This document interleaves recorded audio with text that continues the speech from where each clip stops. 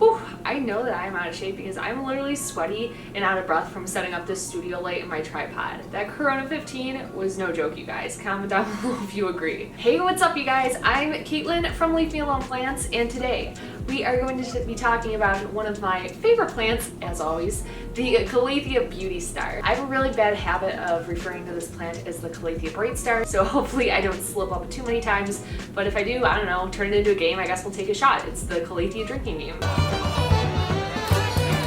But all jokes aside, I think a lot of times Calatheas get a bad rap for being difficult to care for. However, I find this plant quite easy and quite enjoyable to take care of. So if you have one of these plants, or if you are thinking about getting one of these plants, then keep on watching and I'm going to tell you how I keep this guy happy and healthy.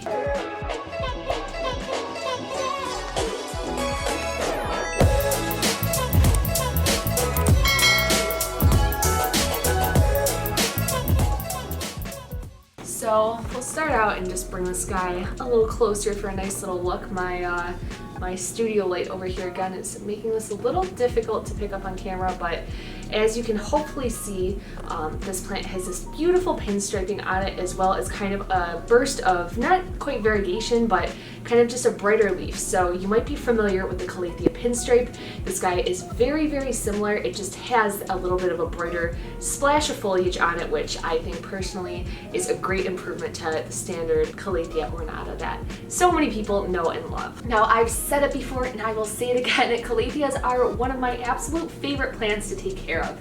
And one of the reasons for that, honestly, is for the fact that they move. It's alive, it's alive! Now, if you've never seen it, I highly recommend going and watching a time lapse of Calatheas moving. They are super active during the day and it's really super cool. In fact, there are certain times where I will be sitting here in my office and one of the leaves will actually move so much that you hear like a leaf flapping against each other, and you know, I think it's like an invader, an intruder, or a ghost or something crazy like that. Really, it's just my plant. So personally, I love that about them, and it's probably why if you watch this video, you notice that quite a few Calatheas pop up in here. So I think one of the best places for us to start about this plant is with water, because it's a place that I think so many people get stressed out when it comes to these. And honestly, when I first started getting into plants and I was watching videos, I was really hesitant to get into Calatheas because the common thing that you will hear is that these plants cannot tolerate tap water, and if you give them tap water, that they're going to crisp up, they're going to turn yellow, and it's just not going to work out. I know that that is absolutely true for people. However, I will say from experience, my Calatheas here in Arizona, I'm not sure if our water has some different combination of minerals, but my Calatheas 100% can tolerate the tap water. They do not seem to mind it, and as you can see, we don't have any browning, we don't have anything crispy or creepy on this guy. If that's one of the things that is holding you back from getting one of these plants, I would really say try and experiment with one, and in my opinion, this one is a lot more tolerant than some of the other varieties out there. As for how frequently I go in with water, I really don't let this guy dry out too much. Basically, as soon as I start to notice that top layer is getting a little dry, that's when I go in. I like to keep the soil pretty moist, as always, you know, well-draining pot, well-draining soil, you know the drill.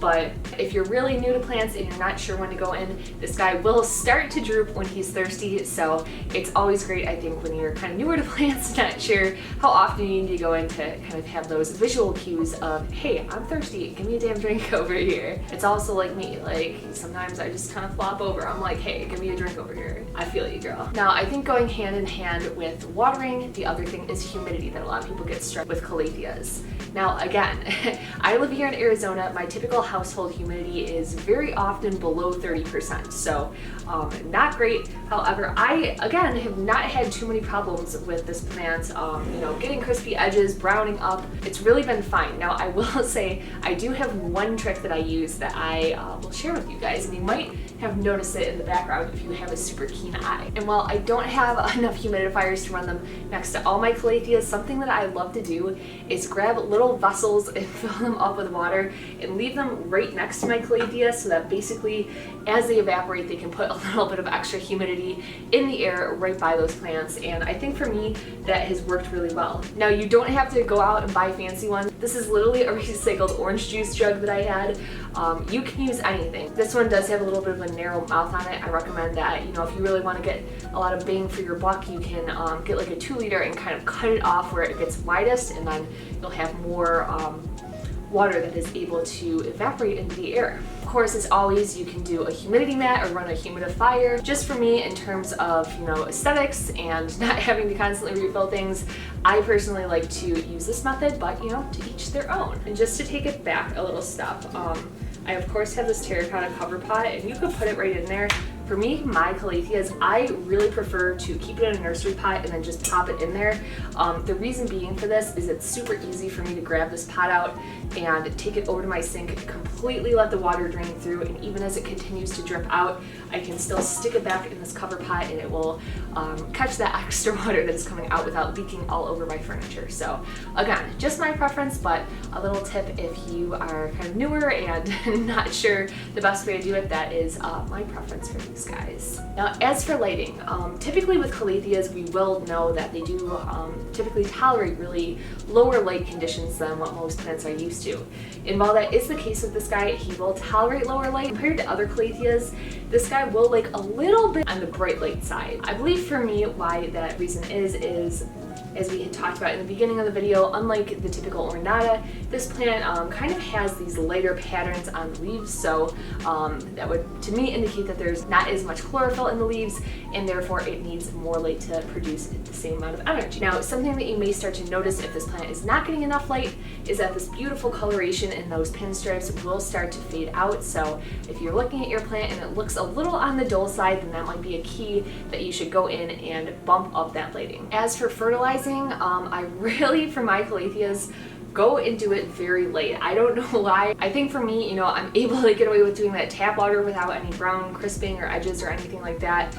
So when it comes to going in with a fertilizer, I get a little nervous to do anything too harsh, just because these plants do tend to be pretty sensitive to mineral buildups. So if you're gonna go in, I would recommend diluting it down pretty good. Some other problems that you might run into with these leaves is you can notice that they might turn yellow if they are getting too much water. So if your plant is kind of looking a little sad in that regards, then cutting back that water and potentially cutting back that dead growth might be the option for you. And although I had mentioned that this plant is a big mover for me, you might even be able to notice that it's kind of folding up right now for the night.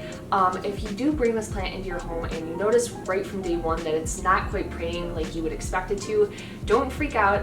I find it very common when I bring new Calatheas into my house that they don't always pray for like the first 2 weeks. I think for them they're kind of just getting acclimated to a new environment, coming out of a nursery where they likely had, absolutely flawless conditions. They're kind of, making do with what they have in my house and kind of adjusting from there. So again, if your plant isn't moving right away, don't freak out. It doesn't mean that you're doing things wrong. It very well could just be the way the plant acclimating to your new environment. Somebody had asked this question in one of my other videos on the rattlesnake Calathea that I had done. They asked if you should clean off the leaves, and I always forget to say this in my videos, but that is a great suggestion. I very often, especially with these bigger kind of panel style leaves, go in and just wipe the leaves off with a microfiber to dust off them.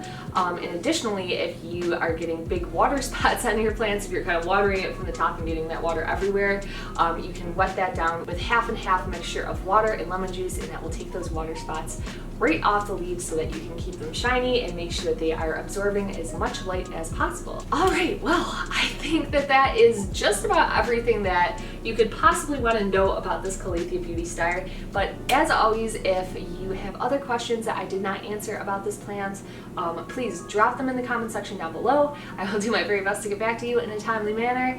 Thank you guys so much for watching. You're not off the hook just yet. Don't forget to hit that like button. And if you're not subscribed, because listen, I can see only 11% of you guys are, then please hit that subscribe button, because as you know, we come out with videos all the time and you wouldn't want to miss out on these great times that we're having here, now would you? Thank you guys so much for watching, and I hope to see you in the next one.